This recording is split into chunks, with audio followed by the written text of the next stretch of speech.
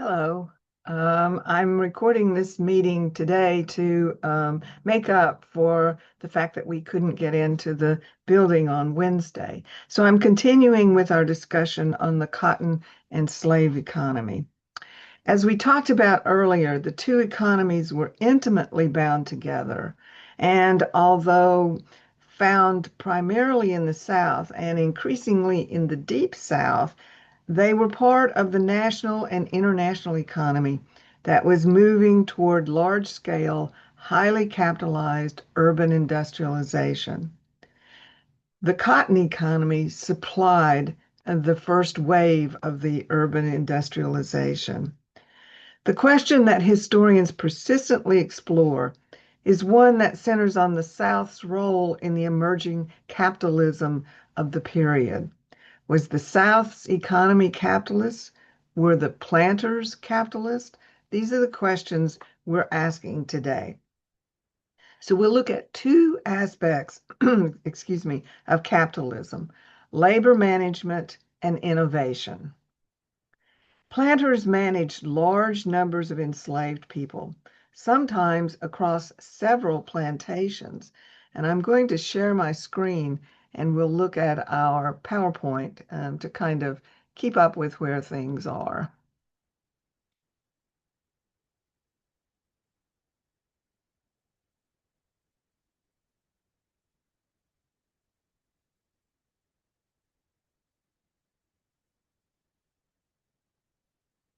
Okay, so when we left off last time, we were just looking at DeBow's review.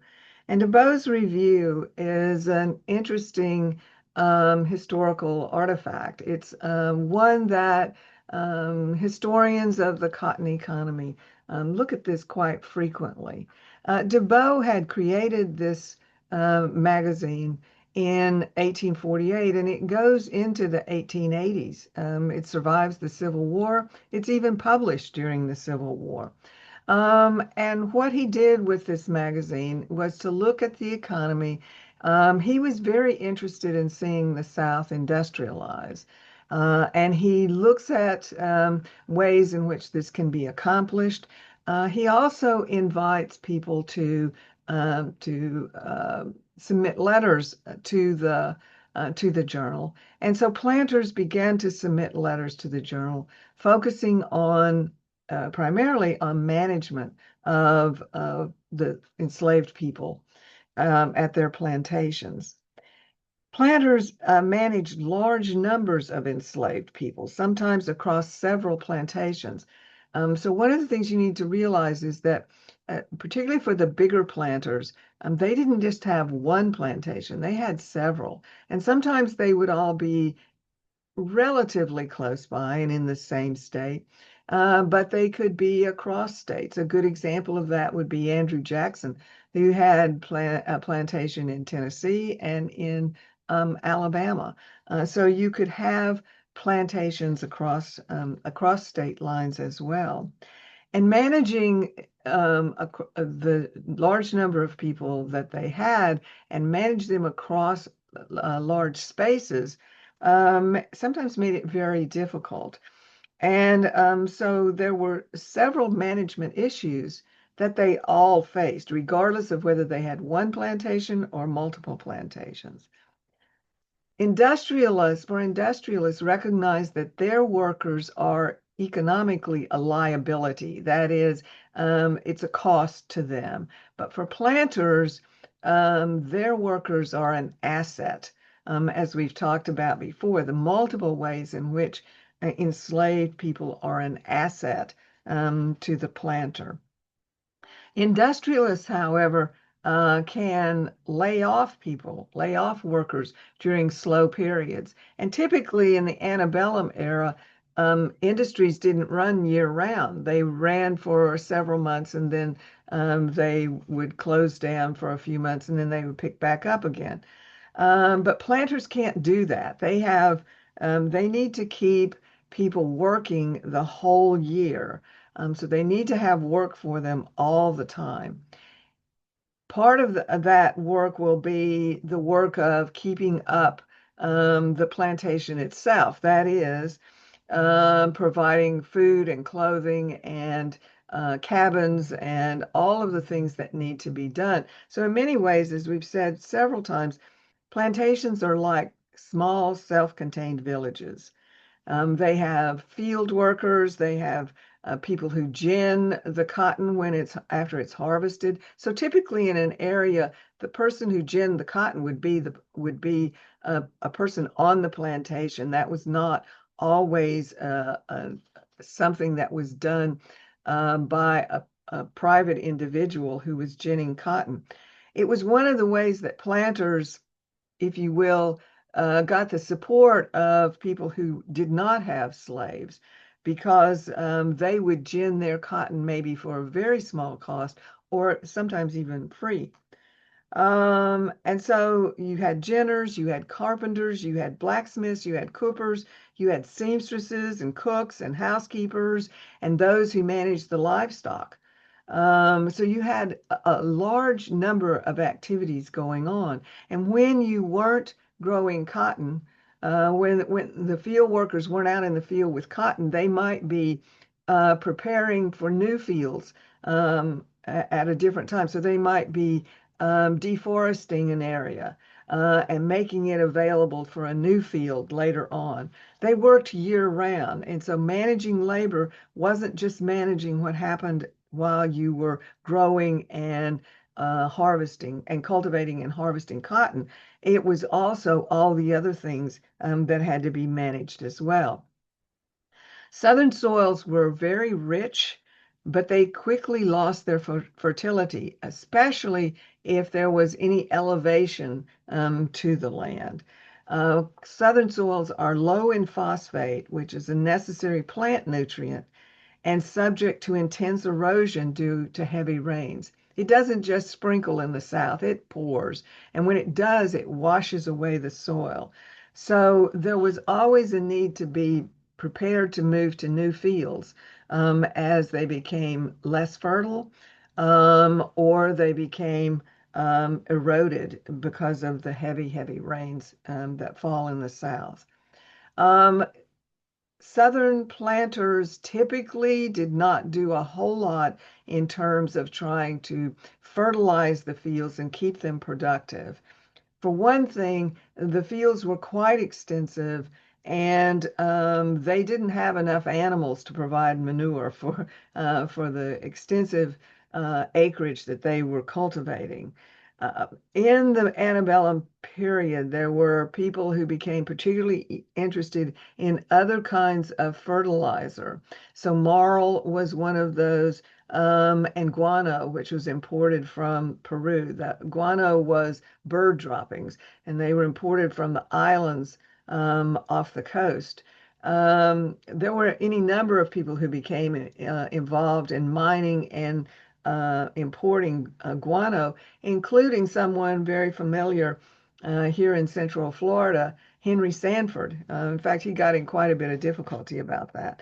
But there were those efforts, but it was costly to do so, and it took time away from other things that enslaved workers would be doing.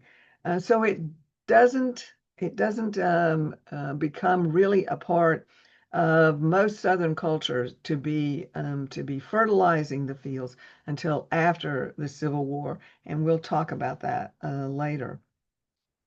Um, Unlike industrialists, planters, of course, are responsible for feeding, housing, and clothing their slaves.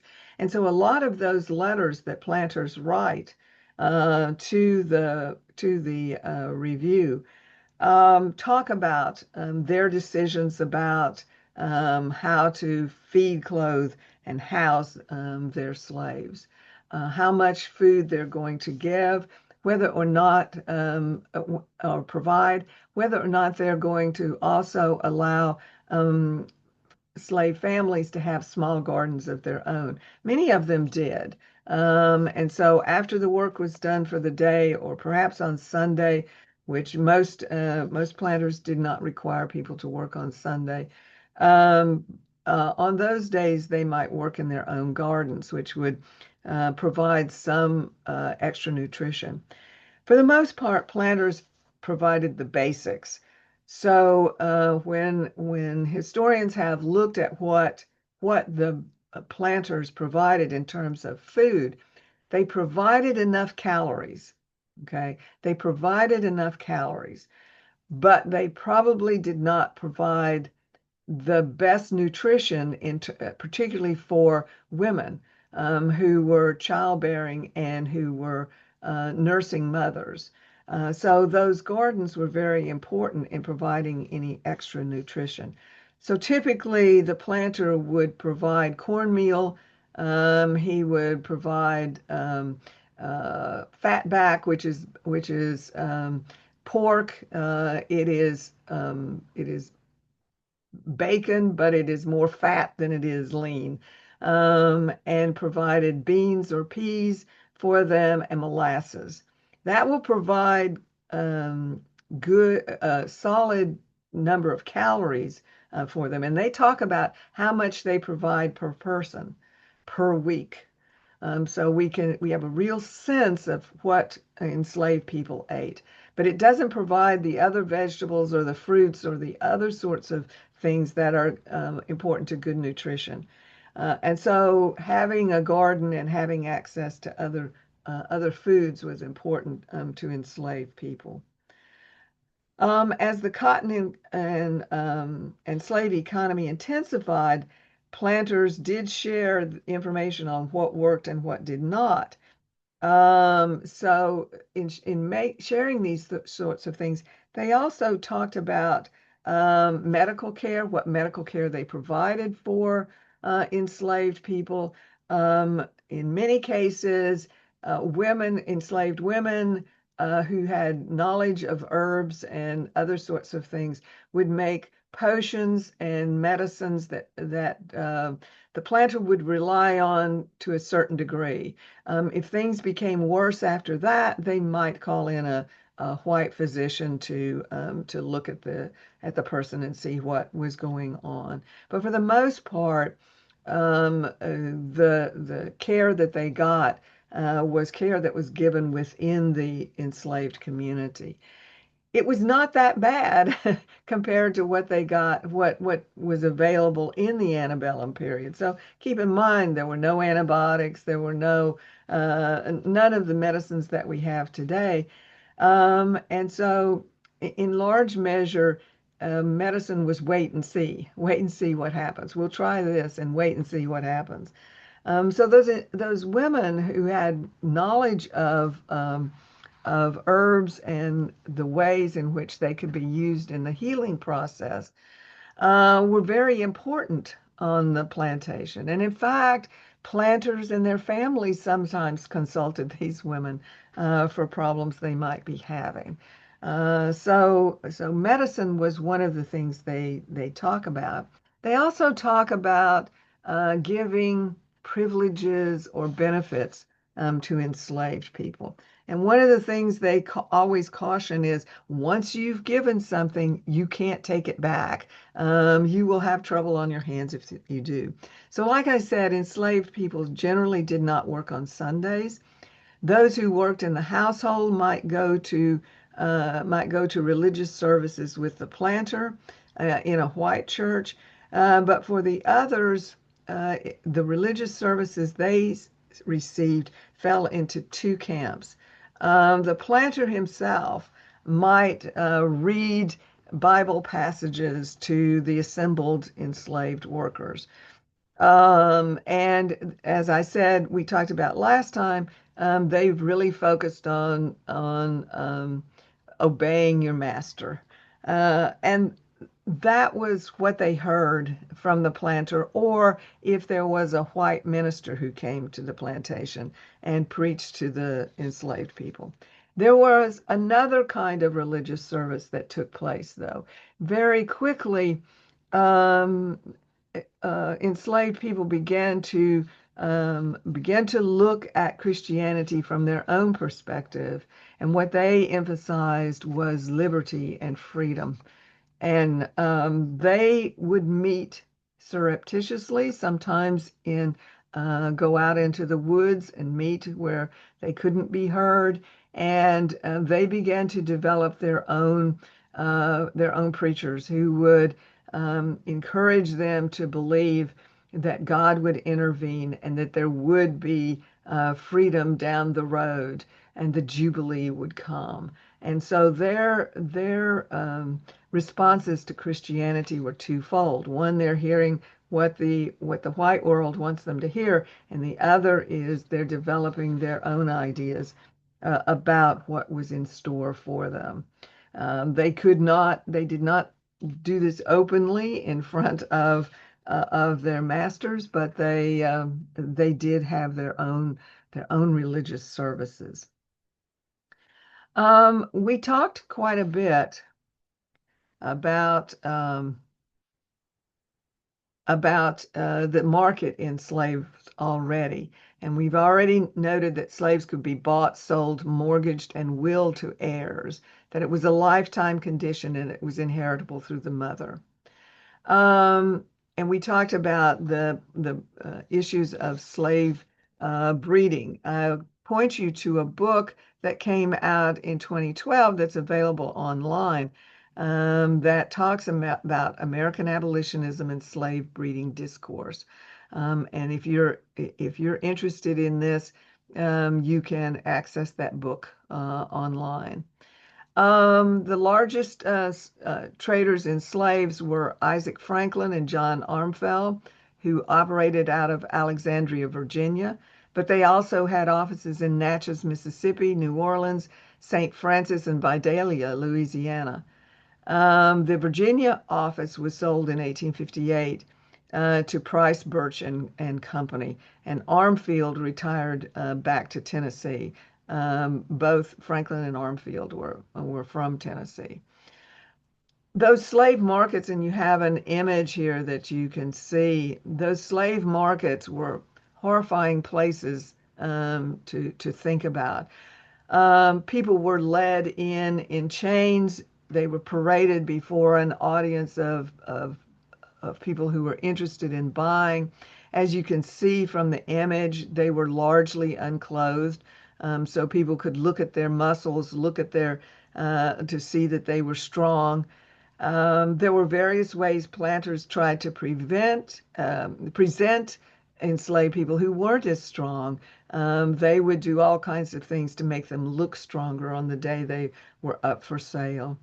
They're examined very closely by people who are interested in much the same way they would have looked at livestock that they were planning to buy. It's a dehumanizing event to be presented in this way and to be purchased by somebody. But those slave markets existed across the South. Now, most planters would vow and declare that they never sold people, but there was such a large number of slave markets, somebody was selling them. And so we can be rightfully skeptical when people say, oh, they never sold slaves. Yes, they did. Matthew Clavin, in his article that was assigned this week, challenges some of our ideas about people who fled. There were lots of ways in which slaves moved about. They were sold off to other planters. In a family that where the father had several plantations, he might give a plantation to a son, or he might give slaves to a son, and the son moves west to more fertile land of his own. So slaves were moved around quite a bit, not their choosing to move. And that's one of the factors that Clavin talks about is a factor in runaways. People ran away sometimes to escape brutality. Those are the ones we more typically know about. But they also ran away sometimes to attempt to go back to the plantation they had been on before, because that was home. That was where their friends were. That's where maybe their family was. And so they run away trying to get back to the other plantation. or they run away to search for family and friends who have been sold off or moved to other plantations. So there were a variety of reasons for running away. And what that meant is, although we talk about the movement north for freedom, and there was a considerable movement north for freedom, that's not the only place people went. They may have run away to another place in the South in order to, again, find family or friends or to get back to a plantation where they had been before. Clavin points out, because he's looking at Florida, Clavin points out that not everybody went north. There was an escape route to the south too, so going to places like Pensacola or Jacksonville or other place, Mobile, and getting on a ship. There were abolitionists who were ship's captains who would kind of look the other way as people escaped on the ship. And then if they could get away with it, they would move them north. So you do have people running south to go north because of the ports that are in the south. We also learn from his work, because he's looking at runaway slave ads. So planters would uh, take out advertisement in newspapers. They would create flyers to send around describing the person who had run away. And those are very important to people who are trying to understand slavery, the experience of slavery. So they would describe the person in some detail so that you would know this is the person that I'm looking for. They record scars and broken bones and other kinds of physical anomalies that would help in identification. But those anomalies also help us understand the brutality of slavery. So if someone is describing facial scars, scars on the hands and legs, back scars, those are evidence of brutality. Those are evidence of beatings and whippings that took place. And they quite openly describe this because it would help to identify the person. These slave ads also talk about the person may be disguised. So they'll describe the clothing that they know they ran away with, and especially if they took other clothing with them or other things that might aid in a disguise, they'll describe that. And what we know is that runaway slaves often disguise themselves as the other gender. So men might disguise themselves as women, and women might disguise themselves as men, because the ad is going to say it's a male or it's a female. But if they disguise themselves as the other, then they might get away more easily. Um, they also describe certain characteristics of the person, of the personality sometimes. They might say, this person likes to entertain, likes to tell jokes, likes to play music, can play music, might be disguising themselves as an entertainer of some kind. They tell as much as they can about the person. And these descriptions then are very helpful for understanding what slave life looked like, what it might be like for us. These ads went out everywhere. Now, generally, a planter didn't immediately take out an ad when someone disappeared, because there were short-term disappearances that took place that were a part of plantation life too. So someone, the planter and the enslaved person might have had some kind of conflict. And it was really, for both of them, it was getting out of hand. So the person might run away to the nearby woods and hang around in the woods for several days, for things to cool off and then come back. So the planter might figure that's what they had done and not send out an ad. They send out an ad when they're sure they're not coming back. They might, however, in the intervening time, send out patrols to look for them. And patrols were made up of poor whites. Poor whites were paid to be able to patrol at night, to make sure that everybody stayed where they were supposed to be, or if they were off the plantation, that they had permission to be off the plantation. And it's one of those ways that we've talked about that those who did not own slaves, those who were poor, were drawn into the slave economy, in that they were paid to ride patrol and make sure that no one was where they shouldn't be, particularly at night. So again, those runaway slaves were very important. Those runaway slave ads were very important to understanding what was going on at the time. One of the things that I wanted us to look at also was the letter from Blacksmith Harry. So we talked about that a little bit at the end of our lecture on Monday. So Harry was an enslaved man who lived in Carrollton, Mississippi at the time of this letter. He belonged to the Polk family. He had actually belonged to Polk's brother. Polk's brother died very early, probably of tuberculosis, and Polk was the executor of the estate. It's clear from the letter that Harry knows Polk and that he believes Polk knows him. He knows Polk, he knows various members of the Polk family, and he asks to be remembered to those people. The Polks had moved from North Carolina. James K. Polk was born in North Carolina. The family moved from North Carolina to Tennessee, and then various members moved around in Tennessee and some into Mississippi. I suspect that Harry was with the Polks when they moved from North Carolina.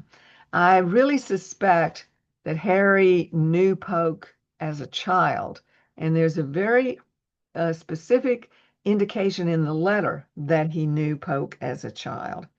He starts the letter by saying, "Dear Master," but then a few lines down he says, "Dear Master Jimmy." Now, I told you I worked in the Polk correspondence for a year, and I've read hundreds of Polk letters, and from friends, from family, nobody called him Jimmy. Nobody called him James. It was always, "Dear Mr. Polk," dear, he had been governor at one time, "Dear Governor Polk." It was always very formal in the letters. This is the first time I've ever seen Jimmy in one of those letters. So it suggests to us that he knew him when he was a child, and perhaps he even was a child at the same time Polk was a child. We know Polk is in his 40s. He's a very young president. He's in his 40s. Although Harry talks about how his eyesight is not good. He has arthritis. He calls it rheumatism, but he has arthritis. He could have been the same age as Polk and began having those physical problems because he has worked so hard his whole life. And so they could be the same age. We don't actually know how old Harry was. But there are suggestions that he at least knew Polk in childhood or that they might have been children at the same time. One of the interesting parts of this letter is how much Harry is aware of the world around him. It's easy to think, and in the slide that you can see here, there's an indication that people did believe this. They believed that enslaved people were childlike, that they were incapable of learning or using sophisticated technology. But but enslaved people knew a whole lot more than whites thought they did.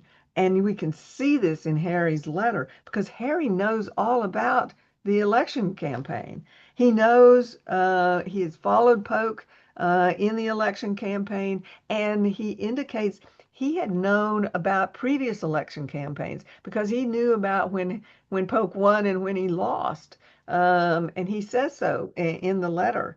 And he's congratulating him on having won that election.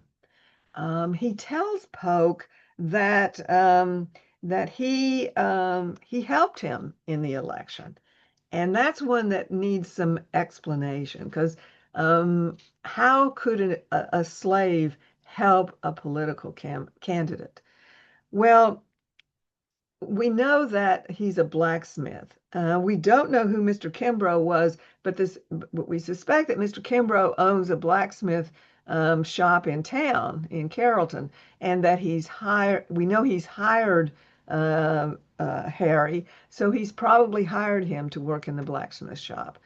And to do so means that he's there when people come in. People don't just come in and make a purchase and leave. A blacksmith shop is where men come in, they wait around for their horse to be shoed or whatever else needs to be done, and they talk and they tell jokes and they have a good time, and sometimes they argue about politics. But they would have known, those men coming into the shop would have known that Harry was a Polk slave. And you can imagine the kind of thing that would happen under those circumstances. They would start ribbing him about, well, that Polk, I wouldn't vote for him for anything. He's not any good. And Harry would defend him. We can imagine a scenario like that. That might not be exactly what happened, but something happened where he is in discussions with people about Polk's candidacy. He believes he won him votes. That's highly unlikely. The party system was such that you voted your party or you didn't vote at all. And so the likelihood that he got Whigs to vote for Polk is very unlikely. About the best he could do is convince somebody maybe to vote who wasn't planning to vote. But Harry believes he won votes for him, and he wants Polk to know this. And there's a reason why he wants Polk to know this. And why does he want Polk to know this? Because this letter is a bargaining letter, okay? Harry wants something from Polk. And what he wants is for Polk to renegotiate the contract he has, the rental contract he has with Mr. Kimbrough. Mr. Kimbrough is saying, he wants way too much for you, especially since your eyesight's not very good and you have arthritis, and you're just not the worker you once were. And he wants Polk to bargain for him. He wants Polk to keep him with Mr. Kimbrough.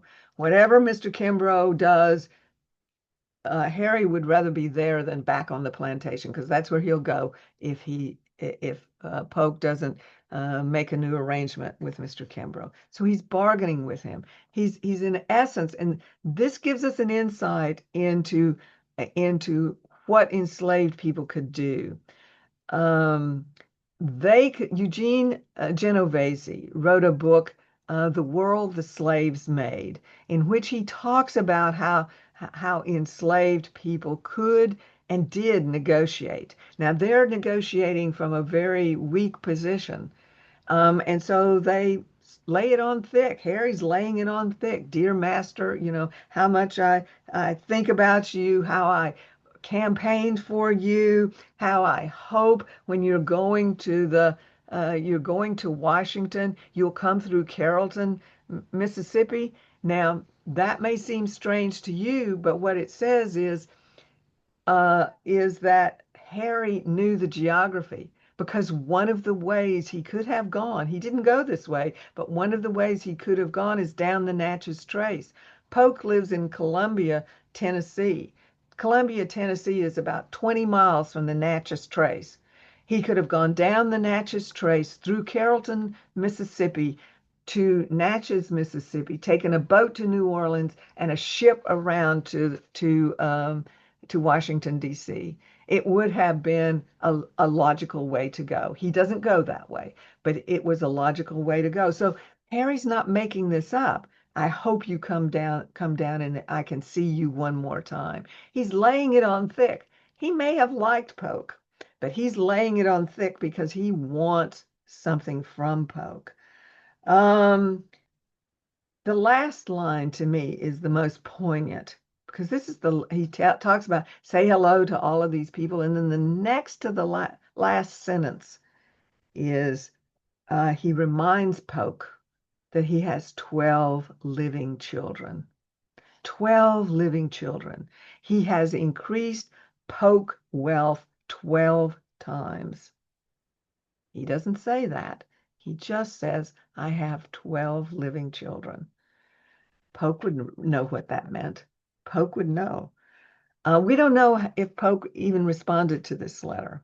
We don't know if he ever saw Harry again. Harry talks about how he's old, but Polk, he will outlive Polk. Polk said from the beginning he only wanted one term as president. He does everything he intended to do in that one term. He expanded the United States from east to west, all the way to the Pacific in his term. The end of his one term, he starts back to Tennessee.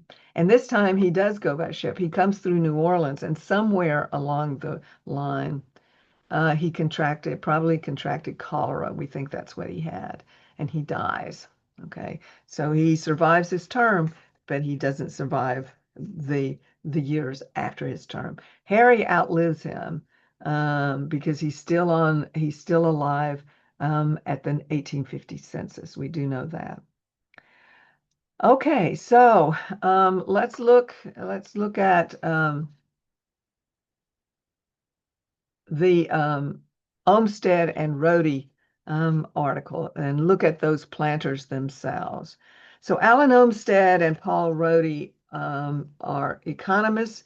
Olmsted is an agricultural economist. Rhodey was the editor at the time was the editor of one of the historical economic journals. And they complicate our understanding of cotton production in some important ways. Their article is on productivity, but looking at productivity complicates what we think we know about planters. The typical narrative argues that the North advanced economically and in terms of innovation. We've talked about the American innovation that takes place in the antebellum period, innovation in steamships, innovation in using interchangeable parts, all kinds of innovations that take place in American industry. While the popular narrative goes, the South didn't do anything. It's not hard to see those rapid innovations in transportation, communication, and industrialization that characterize the North. The agricultural South does appear backwards, and we've already talked about there is a real split, a real economic split, a huge gap between those who are full blown in the cotton economy and those who are not. So we know there are economic gaps in the South. But how backward are they? Well, Olmsted and Rhodey studied the records of 142 plantations. Now, when he says that, notice that he doesn't have full decade by decade records for each of those plantations, but he does have records from 142 plantations. And collectively, they span the antebellum period. And they study those to argue that the biological innovation in cotton was the equivalent of mechanical innovation in the North, that it shaped things in the South in fundamental ways, in agriculture in the South, and that it is as important as the mechanical innovations that were going on. That biological innovation is really important. So what do they mean by that? What they mean is that cotton could be grown throughout the South. And there, at the time of the end of the American Revolution, there were primarily two strains of cotton that were used, that were grown in the South. They weren't they weren't big exporters of cotton, but they were growing cotton for their own use.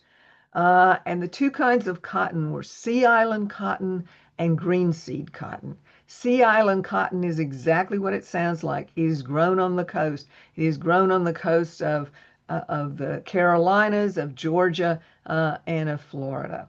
And Sea Island cotton, it has a long fiber cotton, and it has a seed that is easy to pull out. So you can hand pull that seed out quite easily.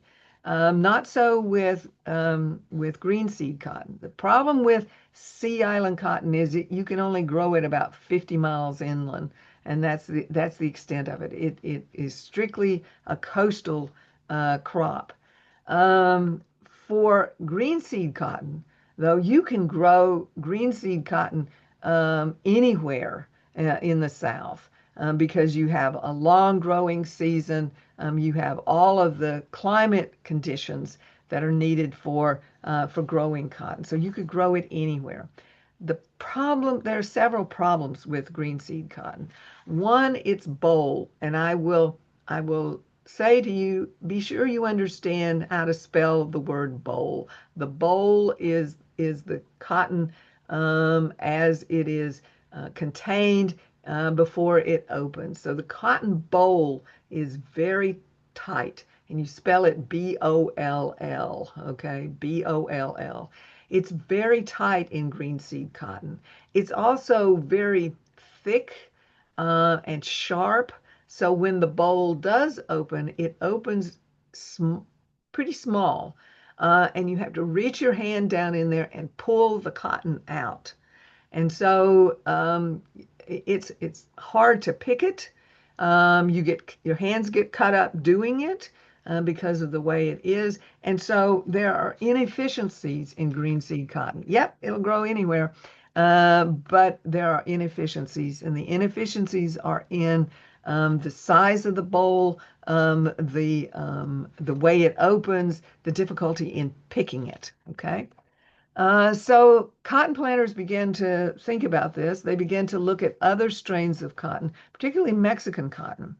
And what they began to do was to experiment on their plantations. They would plant a field of green seed and Mexican cotton, and then they would collect the seed. They're going to cross-pollinate, and you get something else. And they begin to develop new strains of cotton. And they're not just randomly doing this, okay? They're being very specific about what they want out of this. And what they want shows that they are responding to the market. Okay, they are responding to the market. They want higher yields. They want a field to, instead of producing a bale and a half of cotton, maybe produce 2 or 2.5 bales of cotton per acre. They want it to be easier to pick, because this is a truism of agriculture, and I know probably none of you have ever lived on a farm. You can plant a whole lot more than you can harvest usually, okay, except by mechanical means. So you could plant 60 acres of cotton, but could you harvest 60 acres of cotton? So in order to be able to harvest, say, 60 acres of cotton, you've got to have a plant that's easier to pick, okay? Much easier to pick. And so that's one of the other things they're looking for. They're looking for a boll that will open really big, okay? And that the cotton inside of there will be more of it, okay? So as they're experimenting with these seeds, they do in fact get cotton like that. And you can see it when they record how much people can pick in a day. So they would record who picked how much each day. They would weigh it and they would record it. And earlier, you have people picking old green seed cotton, and the best picker they have can pick maybe 50 pounds a day. By the time you get closer to the Civil War, they're picking 150 pounds a day, okay? Because of the changes in the cotton that they are picking. They want a cotton that is disease resistant. And again, if you're not an agriculturalist, you might not think about this. But if you've got 100 acres of cotton, and then the plantation next to you's got 100 acres of cotton, and the one after that's got 100 acres of cotton, any kind of disease or insect that gets going in those fields will just move from field to field to field. Monoculture has that problem inherent. If you have monoculture, if you have everybody growing the same thing, everybody's fields are going to get the same diseases and attract the same pests. So they need cotton that is more disease resistant. And they began to try to produce seeds, again, that will be disease resistant. And finally, the last one, which is a direct response to the market, is they want stronger, longer, and finer fiber because they're sending it to spinning mills. They're sending it to the big spinning mills in England. Most of the cotton, 90% of the cotton goes to England. And those mills need to run, they're running all day long and into the night they're running, and they're spinning that fiber. If you have fiber that is short or that will break easily, then every time it does, you have to stop that spindle, get it started again, pull the threads back together again, and then start it up to produce thread. That's a problem for the industrialist, and they're trying to address the industrialist problem because it will make their cotton more marketable. Okay, so they're very well aware of what's needed in industry. And this, I think, is something we forget. Okay, they're not just growing cotton. They know where it's going, they know what the industrialists need, and they're trying to address that. They're also trying to address their own needs, to pick easier picking. They can pick more cotton, they can produce more cotton, they can fill the orders that those industrialists need. Because they can do this, because they do this, they believe that cotton is king. And when they start talking about secession, they believe that they are the ones who are economically in a better position than the North. That's not going to be the case, but that's what they believe, okay? And that's why they believe it. By the time of the Civil War, there are plantations that are making more money selling their seed to other planters than they're making off the cotton itself. They're still growing cotton, but they're making enormous profits off the seed because their seed is so good. And Olmsted and Rhodey say this is as important as the innovation in mechanization. And I think they're right about that. So that leaves you with the question now, having looked at the cotton and slave economy, having looked at it, you look at the evidence and you tell me, were the planters capitalists? I look forward to reading your answers, and I'll see you later. Have a nice weekend. Bye-bye.